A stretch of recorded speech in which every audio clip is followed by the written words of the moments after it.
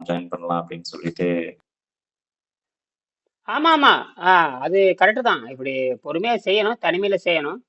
சரிங்க செஞ்சோம்னா ஐயா. அது வெற்றி அடைஞ்சிடும். ஏன்னா இது வந்து எவல்யூஷன் ப்ராசஸ். இது வந்து பரிணாமத்துல போறனால பரிணாமம் யோகம். இதை மனதுக்கு புரிய வைக்கணும். உணவு வந்து தேவைப்படும் பொழுது எடுத்துக்கணும், அப்புறம் விடணும். அப்படித்தான் கொண்டு போகணும். தொடர்ந்து தொடர்ந்து உணவு அப்படிங்கிறது தேவையற்றது. சுத்தத்துக்கு தான் உணவு தேவை. அது தேர்ந்தெடுக்கப்பட்ட உணவு தான் அது அப்படிங்கிறது புரிஞ்சுக்கணும். அதனால வந்து நிச்சயமா ஐயா. ஆமா. அது தெரியாதனால தான் மாட்டிக்கிட்டோம். உணவுங்கிறது உடம்புக்கு தொடர்பு கிடையாது. அது எனக்கே அதே நானும் அப்படித்தான் இருந்தேன். அப்புறம் தான் ஆற்றல்ல வாழ்றது தான் கரெக்டுன்னு அப்பதான் புரிஞ்சுது. ஆற்றல்ல வாழலாங்கிறத இயற்கை மருத்துவம். இயற்கை மருத்துவம்னா சரிங்க. ஆற்றல்ல தான் வாழணும். ஆற்றல், இயற்கை ஆற்றல். அப்படின்னா இயற்கை ஆற்றல்ல வாழணும்னா இந்த பூமியில இருக்கிற யாரோட நம்ம தொடர்பு வச்சுக்கொள்ள முடியாது. சரிங்க ஐயா. பூமியில சொல்லப்படுகிற எந்த மருத்துவம் மனிதனுக்கு பயன்படாது. ஏன்னா எல்லாருமே உணவை பற்றி உணவை அடிப்படை வைத்துக்கொண்டு மருத்துவம் பார்ப்பாங்க. இது வந்து ஆற்றலை அடிப்படை வைத்துக்கொண்டு மருத்துவம் பார்க்கறது. சரிங்க. ஏன்னா அப்பதான் நோயை குணமாக்க முடியும். ஏன்னா நோயை குணமாக்க முடியும். அப்படி உணவும் நோயை குணமாக்காது. உணவை பற்றி இருக்கிற மருத்துவ முறைகளும் நோயை குணமாக்காது. அப்ப ஆற்றல் மட்டும்தான் நமக்கு தேவை. நிச்சயமா ஐயா. அப்ப ஆற்றல் எடுக்கிறப்போ ஏற்கனவே சாப்பிட்ட உணவுகளை வெளியே எடுக்கணும். அதான் பெரிய பிரச்சனை. அந்த உணவை வெளியே எடுக்கிறப்போ முதல்ல சிறுநீரகத்தை ரத்த சுத்தமாகும். ரத்த சுத்தம் முதல்ல சிறுநீரகம் வேலை செய்ய ஆரம்பிச்சிது. இதுல வந்து 3வது நாளே சிறுநீரகம் வேலை செய்ய ஆரம்பிச்சிடும். சரிங்க ஐயா. அப்படியே 3வது நாள் இருந்து நம்ம அப்படியே 3வது நாளே அது முதல் வேலையே ரத்தம் சுத்தமாகறப்ப சிறுநீரகம் வேலை செய்யணும். அப்ப சிறுநீரகம் வேலை செய்யறப்போ எல்லா ஃபங்க்ஷனும் வேலை செய்ய ஆரம்பிக்கும். ஏன்னா ரத்தம் வந்து 40, 50, 60,000 கிலோமீட்டர் போகக்கூடியது. அந்த 60,000 கிலோமீட்டர் சுத்தமாடு நரம்பு மண்டலம் இருந்து எல்லாம் சுத்தமாயிட்டே வரும். சுத்தமா வெளியே வந்துட்டே இருக்கும். அப்ப செய்ய விஷம் அது பெரிய 3வது நாளே சிறுநீரகம் வேலை செய்ய ஆரம்பிச்சதுன்னா அந்த ஏன்னா நமக்கு வந்து உணவு பாதையை விட ரத்த பாதை தான் ரொம்ப தூரம் அதிகம். சரிங்க. 2வது வந்து இப்படி இந்த மாதிரி சுத்தமாகறப்போ உள்ளே தேங்கி இருக்கிற விஷத்தை வந்து ரத்தத்துல வந்து கலக்கி விட்டே இருக்கும். அப்ப கடுமையான மயக்கம், கிறுகிறுப்பு, சோர்வு, வாந்தியெல்லாம் வரும். அதெல்லாம் வந்து இந்த ஏற்கனவே சேர்த்து வைக்கப்பட்ட அந்த விஷம் வந்து அது வந்து ரத்தத்துல கலந்துக்கிட்டே இருக்கும். ரத்தத்துல கசப்பு கண்டிப்பா. பயங்கரமா இருக்கும். அது அது அப்படியே கலந்துட்டே இருக்குமா, அது மீண்டும் கலக்காம பார்த்துக்கிறதுக்கு தான் அந்த டயட் சிஸ்டம். மீண்டும் சரிங்க ஐயா. கலக்காம பார்த்துக்கணும். சரிங்க ஐயா. அப்ப அந்த கலக்காம பார்த்துக்கிட்டோம்னா அது கரெக்டா கொண்டு வந்துடும். அதுக்கு டைம் எடுக்கும். அதுக்கு தைரியம் வேணும். ஏன்னா நீங்க அதுக்கு தான் நீ தினம் மெடிக்கல் செக்அப் பண்ணிக்கலாம். அப்ப கூட ஒரே சின்ன கிட்டில் இந்த 500 600 விற்குது. அதே வந்து மெடிக்கல் செக் பண்ணணும், பிளட், யூரின் எல்லாம் செக் பண்ணி கொடுக்குது. யூரியா கண்டெயின் சரிங்க. பண்ணுவீங்க. ஒரு இன்னும் லிங்க் அடிச்சிருக்கும் பாரு. இப்ப அதெல்லாம் வந்துருச்சு. நீங்க ஆஸ்பத்திரிக்கு தான் போய் செக் பண்ணுங்க அவசியம் கிடையாது. இதை வந்து பயப்பட்டீங்கன்னா ஒரு 2 தடவை 3 தடவை போக போக அப்படி போக சரியா பயப்படக்கூடாது. ஏன்னா இது நீங்க எப்ப உங்களுக்கு வந்து 2 நாளைக்கு 48 36 72 மணி நேரத்துக்கு ஒருக்க உணவு கொடுத்துக்கிட்டே இருப்பேன். இதை நீங்களாம் வந்து எங்கேயும் போகவே கூடாது. சரிங்க ஐயா. இந்த மாதிரி நோய் வந்து இது கிரானிக் டிசீஸ். இவங்கள பெட் விட்டு எந்திரிக்க கூடாது. எந்திரிச்சே கீழே தள்ளிடும். வேகமா போனீங்கன்னா கீழே தள்ளி விட்டுரும். ஏன்னா நீங்க வேற எதுவும் பண்ணவும் முடியாது. வேற பிளான்டேஷனும் பண்ண முடியாது. பிளான்ட் பண்ணீங்கன்னா எனக்கு 50 லட்சம் வேணும், முடியாது. கொடுத்தவனும் செத்து போயிடும், வாங்கி வச்சிருவும் செத்து போயிடும். யாரும் தாக்கு பிடிக்க முடியாது. ஏன்னா உணவு மாற்ற தெரியாதனால அது கொஞ்ச நாள் வேலை செய்யாது. கொடுத்தவனும் செத்துருவான், வாங்கி வச்சவனும் செத்துருவான்.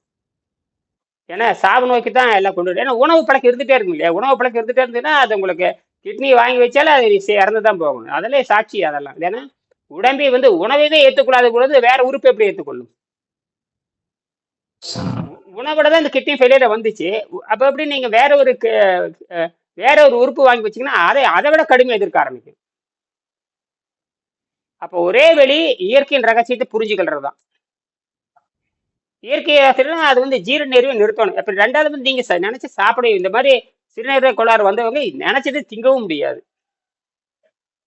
தின்னீங்கன்னா அப்பவே ஹார்ட் அட்டாக் வரும், மயக்கம் வரும், கிருகிருப்பு ஒன்றும் பண்ண முடியாது. நீங்க சாப்பிட்றதுக்கு தகுதியற்றவங்க தான். எது இந்த மாதிரி நோய், கேன்சர், இந்த மாதிரி கிரானிக் டிசீஸ் வந்துட்டாவே நீங்க பயங்கர உப்பே சேர்த்தக்கூடாது. என்னது உப்பு? ஏற்கனவே ரத்தத்துல உப்பு இருக்கு இல்லையா, யூரிக் ஆசிட். அப்ப நீங்க என்ன பண்ணுவீங்க? வெறும் சோத்தத்தை திருட்டு இருப்பீங்க. வெறும் சோத்தை மட்டும் இப்படி வாயில போட்டே இருப்பீங்க. அதுவும் கொஞ்சமா நிறைய தின்னீங்கன்னு ஜீரணமாக்காது. நிறைய தின்ன ப்ரெஷர் அதிகமா லங்ஸ்ல அது தண்ணியும் குடிக்க முடியாது. தண்ணி குடிச்சிங்கன்னா நுரையீரல போய் ஏறிடும்.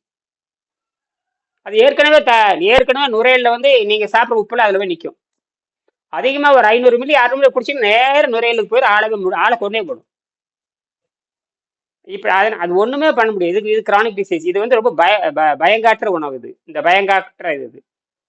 அப்புறம் மஞ்சளாவும் இருக்கும். அப்ப சுத்தமும் ஆகாது. தொடர்ந்து நீங்க அவ டயாலிசிஸ் பண்ணி பண்ணி பண்ணி மாத்திரையா சுத்தம் பண்ணதுக்கு அப்புறம் மறுபடியும் விஷத்தை உள்ள கலக்கி விட்டுருவோம். சோடியம், மெக்னீசியம், ஃபெரைட் எல்லாம் கலந்து விட்டுருவோம். அது மறுபடியும் என்ன ஆகுதுன்னா அது சிறுநீரகம் அந்த பிரிக்கிற வேலையை நிறுத்திடும். ஏற்கனவே விஷம் இருக்கு, அது பிரிக்கிறது. அதாவது ரத்தத்துல மட்டும் விஷம் இல்லை, எல்லா பாகத்திலையும் அது படிஞ்சிருக்கு நீங்க சாப்பிட்றது. அதை எப்படி எடுக்கிறது? அப்ப மருந்தை கொடுத்து மருந்தை எடுக்க முடியாது. அப்ப நீரை பருந்துதான் எடுக்கணும். அப்ப நீரை மருந்து அருந்தணும்னா நீங்க நீரை மருந்து மாதிரிதான் அருந்தணும். நிறைய அருந்த முடியும். ஒரு நாளைக்கு 500 ml 600 ml அதிகம். அவ்வளவுதான் உணவு. உங்களுக்கு உணவே அதுதான். அப்புறம் 48 மணி நேரத்துக்கு ஒருக்க கொஞ்சம் கீரை கடைஞ்சி குடிச்சுக்கணும். கீரை கடைஞ்சி கொஞ்சம் அவல் போட்டு, சோறு போட்டு, இட்லி போட்டு, ஏதோ ஒன்று இட்லி போட்டோ அவளை போட்டோ ஏதோ ஒன்று போட்டு கரைஞ்சி அதை சாப்பிட வேண்டியது. நல்ல கீரை நல்ல வேக வைத்த கீரை, கடைசியில் கீரை இருக்குல்ல, கடைசியில் கீரையை நல்லா கடைஞ்சி அதில் 2 இட்லி போட்டு, ஒரு இட்லி 2 இட்லியை அப்படி இப்படி நறுக்கி போட்டு கொதிக்க வச்சு அப்படியே இட்லியுமே அந்த கீரையும் கலந்த மாதிரி கொஞ்சம் பேருக்கு லேச உப்பு சேர்த்தி அதில் எலுமிச்சை பழத்தை புழிஞ்சு அடிக்கடி எலுமிச்சை பழத்தை புழிஞ்சு கொண்டு வரணும். ஏன்னா எலுமிச்சை பழத்தை நாக்கில் இருக்கிற நாக்கில் மஞ்சளா இருக்கும். அப்படியே மஞ்சளை பூரா கீழே தள்ளி விடணும். அது கரைச்சி குழுக்கு விட்டுடணும். இப்படியே போராடி பண்ணத்தான் உள்ளுக்கிற விஷம் எல்லாம் அப்படியே வரும். இதுல உடம்பு எப்படி இழைக்குதுன்னு கவனிக்கணும். இப்ப உங்களுக்கு எப்படின்னா உள்ளேயும் சுருங்கிரும், வெளியும் சுருங்கிரும். இந்த பயிற்சிக்கு வர்றப்ப அப்படின்னா வெளி சுருங்கி உள்ள விரிய ஆரம்பிக்கும். நேற்று கூட ஒரு வீடியோ போட்டிருக்கு. அவர் கடுமையான ப்ரெஷர் 160க்கு போயிடுச்சு, பயந்து போய் உடையாந்தாப்ப. இப்ப 110க்கு வந்தாச்சு. உங்களுக்கு ப்ரெஷர் இருக்கிறது வேற. சும்மா ஆகாரம் திங்கிறவனுக்கு ப்ரெஷர் பயங்கரமா இருக்கு. சும்மா 30 வயசு கூட கிடையாது. அவன் ஆகாரம் திங்கிறவன். இதுக்கு அதான் ஆகாரம் திங்கிறவனுக்கு எல்லா நோயும் வரும். அவருக்கு 12-13 நோய். கண்ணு துடிக்குதுங்கிறாரு, இதயம் படபடப்புங்கிறாரு, மயக்கம் வருதுங்கிறாரு, வாந்தி வருதுங்கிறாரு, சிறுநீர் போக மாட்டேங்குது. எல்லாம் பித்தமாயிடுச்சு எல்லாமே. கல்லீரல் வேலை செய்ய மாட்டேங்குது, கணை வேலை செய்ய மாட்டேங்குது, எதுவும் வேலை செய்ய மாட்டேங்குது. எல்லாமே ஒரே மயிறு பண்ணுது. ஒரு நேரத்தில் கண்ணு மயங்குதுங்கிறப்பல, காது பட்டுன்னு அடிக்குதுங்கிறப்பல என்னென்ன பண்ணுது அப்பா. அதாவது பார்த்தீங்கன்னா ஒரு 20 நோய் உள்ள இருக்கிற மாதிரி காட்டுது. அது அப்படிதான் காட்டும். அவன் 20 நோய்க்கு வைத்தியம் பார்த்துட்டு இருப்பான். அது 20 நோய் மாதிரி காட்டும். இப்படி புரிஞ்சிட்டீங்கன்னா எல்லாத்தையும் உடக்கட் பண்ணலாம். இது தெரியாதனால ஒவ்வொரு நோய்க்கு லட்சக்கணக்கான, கண்ணுக்கு ஒரு வைத்தியம், காதுக்கு ஒரு வைத்தியம், இப்படி போய் எல்லாம் முடிஞ்சு போச்சு. பணக்காரனா தான் இருக்கணும், கோடிக்கணக்கில் பணம் வச்சுக்கணும். கோடிக்கணக்கில் பணம் வச்சுக்கோணும். அப்புறம் கோடிக்கு தான் போயாகணும். கடைசியில குழிதான். யாரும் தப்பிச்சதை வரலாறு கிடையாது. ஏன்னா இது எனர்ஜியில் எடுக்கிறது. அப்போ இதை நீங்க அதிகபட்சமா நீங்க உணவு பழக்கம்னாவே நீங்க 72 மணி நேரத்துக்கு அமைதியா தான் இருக்கணும். 72 மணி நேரம் அமைதியா இருந்து ஒரு உணவு ஏதோ ஒரு சைவ உணவு சாப்பிட்டீங்கன்னா தப்பிக்கலாம். அப்ப இனிமாய் இருக்கணும், பிளட் ரிப்போர்ட் பார்க்கணும், தினம் பிளட் செக்அப் பண்ணணும். யூரின் தண்ணீர் 600 மில்லிக்கு மேல போகக்கூடாது. எப்பவுமே தொண்டையை நினைச்சுக்கிட்டு தான் இருக்கணும். ஏன்னா உங்களுக்கு வாந்தி, ஏன்னா இப்ப இறப்பை வேலை செய்யாதக்கான எந்த உறுப்பும் உங்களுக்கு வேலை செய்யாது. ஜீரண மருந்து தவிர்த்தே உங்களுக்கு கிடையாது. அப்ப இதை பயன்படுத்திக்கணும். இது அப்ப உடம்பு வேண்டான்னு சொல்லுது, எதுவும் போடாதுன்னு சொல்லுது. எதுவும் சாப்பிடக்கூடாது. நீங்க சாப்பிடலன்னு செத்து போயிருவாங்கிறது பொதுவான உலகம் பூரா கருதி இருக்குது. சாப்பிடலன்னு செத்து போயிரும். சரி, சாப்பிடறவனு செத்துட்டு தான் இருக்கிறான். அந்த கேள்வி யாரும் கேட்கறது இல்லையே. அதுதான் தெரியாம எல்லாம் பண்றாங்க.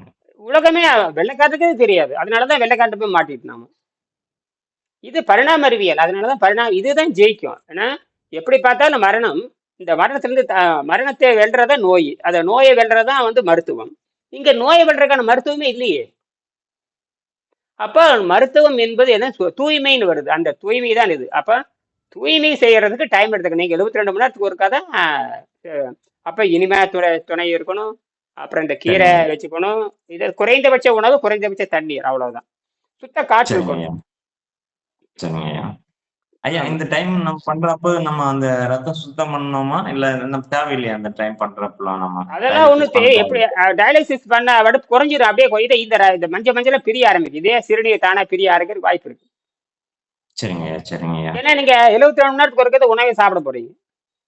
Okay, okay, okay. அப்ப 72 மணி நேரம் டயட்ல இருக்கிறப்ப உடம்பு தன்னுடைய வேலை செய்ய ஆரம்பிச்சு 8 மணி நேரத்துல வேலை செய்ய முதல்ல 8 மணி நேரத்து வரைக்கும் கம்முன்னு இருக்கும். 8வது மணி நேரத்துல வேலை செய்ய ஆரம்பிக்கும். சரிங்கய்யா, நீங்க சரிங்கய்யா. போட்டுட்டே இருந்தீங்கன்னா எதுவுமே பிரிக்காது. அதாவது அவன் என்ன சொல்றான்னா, நீங்க போட்டுட்டே இருந்தீங்கன்னா எந்த உறுப்பு வேலை செய்யும் உள்ள ஸ்டாக் பண்ணிக்கிட்டே இருக்கும். Okay, okay. அதுக்கு ஓய்வு கொடுக்கறது இல்ல. 72 மணி நேரம் ஓய்வு கொடுத்தீங்கன்னா முதல்ல சிறுநீரகம் வேலை செய்ய ஆரம்பிச்சிடும். சரிங்கய்யா. சிறுநீரகம் வேலை செய்யறது முதல் விதி. ஏன்னா அதுதான் ரத்த ஓட்டத்தோட தொடர்புடையது. அதில் நிறைய கிலோமீட்டர் இருக்குது இல்லையா, 40,000 50,000 கிலோமீட்டர். அதுதான் முதல்ல சுத்தம் பண்ணும். அது நரம்பணுத்தோடு ம். தொடர்புடைய நரம்பு, கண்ணுக்கு இன்னும் மூளை எல்லா நாளமுள்ள சுரப்பி வரைக்கும் உள்ள போய் வேலை செய்யும். இது மலத்தை சுத்தம் பண்றது பெரிய விஷயம் இல்லை. அது ஒரு பெரிய விஷயம் இல்லை. அது 3 நாளைக்கு ஒருக்க மலத்தை 3 நாளைக்கு ஒருக்க வெளிக்கே 3 நாளைக்கு ஒருக்க போனா போதும். ம். நான் சொல்ற மாதிரி உணவு சாப்பிட்டு வெளியே எடுக்கணும். சரிங்கய்யா, சரிங்கய்யா. அவனும் கீரை தாங்க சொல்றான், நானும் கீரை தான் சொல்றான். அவன் கீரை மட்டும் தான் சாப்பிடுன்னு சொல்லுவாங்க. எது சாப்பிட்டாலும் முடிஞ்சு போச்சு. சாப்பிட முடியாது. ஏன்னா டைஜஸ்ட் ஆகாது. என்னது? டைஜஷன் ஆகாது. ஏன்னா கல்லீரல் ஆகல. ஆகாது. சாப்பிட்டே வாந்தி வந்துடும். அப்ப இதுல இருந்து புரிஞ்சுக்கணும். அப்ப உடம்பு இவங்க என்ன பண்ணுவீங்க, நீ உங்களை பார்த்துக்கிட்டே இருப்பாங்க, அவங்க தின்னுட்டு இருப்பாங்க. ஐயோ, மன ரீதியா இவரு சாப்பிடாம இருக்காரு மாதிரி. சாப்பிட விடாது உடம்பு. ஏன்னா கெட்டு போனால் சாப்பிட விடாது. இது விட பழக்கம். உணவுங்கிறது பழக்கமே தவிர ஆரோக்கியத்தை தொடர்பு இல்லை. உணவு பழக்கத்தில் சிக்கிட்டாங்க எல்லாருமே. ம். அப்ப நாம என்ன பண்றோம், உணவு நாமளும் பழக்கத்தை வச்சுக்கலாம். என்னைக்காவது ஒரு நாள் உணவு சாப்பிட்டுக்க வேண்டியதுதான். தினம் சாப்பிட்டோம்னா அப்புறம் நீங்க வந்து நோயாளி தான். அவனு மட்டும் இல்ல, வைத்தியம் பார்க்கிறவனும் நோயாளி தான். நிச்சயமா. ஏன்னா அவனும் நம்ம உணவு தின்ட்டு இருக்கிறவன் தானே, சாதாரண உணவு. அவன் யாரும் ஆற்றல்ல வாழ்றவன் கிடையாது. இது மனிதனுக்கு மட்டும்தான் இந்த உணவு பழக்கத்தை விடுகின்ற தன்மை. உணவு பழக்கத்தை இது ஒரு கோடி ஆண்டா இருக்கு. 1,00,000 ஆண்டு 1 கோடி ஆண்டு எப்படி வேண்டாம் இருக்கலாம். எப்ப விலங்கா மாறணும், தாவரத்திலிருந்து மாறி, தாவரம் தான் அடிப்படை. தாவரம் தான் மனுஷனா மாறி இருக்குது. தாவரம் வந்து சாப்பிட்றது இல்லை, அது நேரடியா வெளிச்சத்திலிருந்து எடுத்துக்குது. அதை தான் நாமளும் எடுத்துக்கிறோம். அதுக்கு பரிணாமத்துல வந்து வருது. அது பரிணாமத்தை அந்த பகுத்தறிவு 7ஆம் அறிவை வச்சாதான் அது புரியும். அந்த 7ஆம் அறிவுங்கிறது ஆற்றல்ல வாழ்றதுதான். ஆனா இயற்கைக்கு வந்து 1ஆம் அறிவுல அது ஆற்றல் வச்சிருச்சு. ஆனா அது எல்லா புலனும் அங்க அடங்கி இருக்குன்னு அதுக்கு எல்லா தகுதி வச்சிருச்சு. தாவரத்துக்கு எல்லா தகுதி வச்சுட்டு மனிதனுக்கு மட்டும் சிந்திச்சு பார்க்குற அறிவு, தனித்து போற அறிவு மட்டும் நடமாடுற அறிவு நமக்கு வச்சிருச்சு. அப்ப தாவரம் தான் மரம் மனிதனா மாறி இருக்கிறதுங்கிறத உண்மை. அப்படின்னா ஆற்றல்ல வாழணும். நீங்க அதனாலதான் மேல்நிலைன்னு பேரு. இவங்க தான் வைத்தியரா இருக்க முடியும். இப்ப நீங்க இதே கத்துக்கிட்டு பின்னாட ஒழுங்கா எழுதிட்டீங்கன்னா நீங்களே இது வைத்தியம் பார்க்கலாம். கிட்னி ஸ்பெஷலிஸ்ட் சொல்லிட்டு நீங்களே வைத்தியம் பார்க்கலாம். நீங்க உங்களுக்கு அனுபவத்துல வந்துருச்சு இல்லையா, நீங்க இதுவே டாக்குமெண்ட் பண்ணி வச்சுட்டு வரவங்களுக்குள்ள வைத்தியம் பார்த்துட்டு நீங்க வரவங்களுக்குள்ள ஃபீஸை போட்டு பொருள் ஈட்டலாம். இது வந்து பொருளையும் ஈட்டலாம். ஒரு வருஷம் 1 வருஷத்துல நீங்க பொருள் ஈட்டுற அளவுக்கு தகுதி ஆயிடும். ஏன்னா உங்களுக்கு பாடத்தை படிச்சிரும். பாடத்தை படிச்சு நான் என்னோட வீடெல்லாம் பார்த்தீங்கன்னா அப்பப்போ சந்தேக வரப்ப கேட்டுக்கிட்டே சொல்லி கொடுத்துருவேன். இப்படித்தான் வேணும். அப்ப இதுக்கு நீங்க அதே நோயாளி டாக்டரா மாதிரி வைத்தியம் பண்ணலாம். இதெல்லாம் எதிர்பார்ப்பு. ஏன்னா உடம்பு எப்படி இருக்குது, என்ன பண்றீங்க அப்படின்னு எனக்கு ஒன்றும் தெரியாது. கற்பனையா சொல்றேன். நீங்க தான் அதுக்கு தகுந்த மாதிரி மாறிக்கணும். அது இப்ப இருந்தே நீங்க மனசுல தயாராகிக்கிங்க. இனிமேல் 72 மணி நேரத்துக்கு ஒருக்கா தான் உணவு அப்படின்னு தயாராகிக்கிங்க. உங்க உணவு பழக்கத்துல யாரும் உள்ள வரக்கூடாது. இது கடைசி. இது அவ்வளவுதான் கடைசி. இதுதான் கடைசி. இதுக்கு மேல ஒண்ணும் இல்லை. இப்ப எத்தனை நாளைக்கு போராடிட்டே இருப்பீங்க? ஆமா, ஆமாங்க ஐயா. அதனாலதான் இது எல்லாமே நீங்க சொல்றதை கேட்டு உள்ள வரணுன்றதுக்கு தான் நான் அந்த உங்க காணொலி எல்லாம் பார்த்திருக்கேன் இப்போ ரீசெண்டா. அதனாலதான் சரி பார்த்துட்டு தான் நான் உள்ள வந்திருக்கேன். சும்மா நம்ம இஷ்டத்துக்கு நம்ம எதுவும் பண்ணக்கூடாது. பட் ஒரு ஆசிரியர் இருந்தாதான் அதோடைய போனா மட்டும்தான் நம்ம கரெக்டா போக முடியும் அப்படின்னு சொல்லிட்டு தான் நம்ம இப்ப உங்களுடைய இதுக்குதான் வந்திருக்கேன் ஐயா. சரி, எல்லாம் வாங்கி வச்சுட்டு இப்ப நீங்க கூப்பிடுங்க. அப்புறம் மறுபடியும் தொடங்குவோம். எப்ப தொடங்கலாம்? நான் பிளட் டெஸ்ட் மண்டே எடுத்துட்டு நான் உங்களுக்கு டியூஸ்டே மேக்ஸிமம் வெனஸ்டே உங்களுக்கு பேமெண்ட் பண்ணிட்டு நான் ஜாயின் பண்ணிக்கிறேன். அக்கௌண்ட் நம்பர் தர்றேன். இந்த நம்பர்லயே நீங்க அனுப்பிச்சா போதும். இந்த நம்பர் அக்கௌண்ட் நம்பர். ஜிபே பண்ணிக்கலாம்ல இதுல? ஜிபே, கூகுள் பே, பேடிஎம் பே எப்படி வேணாலும் பண்ணுங்க. நான் பண்ணிடுறேன் ஐயா. சரி, நான் பிளட் ரிப்போர்ட் எடுத்துட்டு நான் உங்களுக்கு வந்து பேமெண்ட் பண்ணிட்டு நான் உங்களுக்கு ஜாயின் பண்ணிக்கிறேன் ஐயா. நான் சரி, நன்றி. நன்றிங்க ஐயா.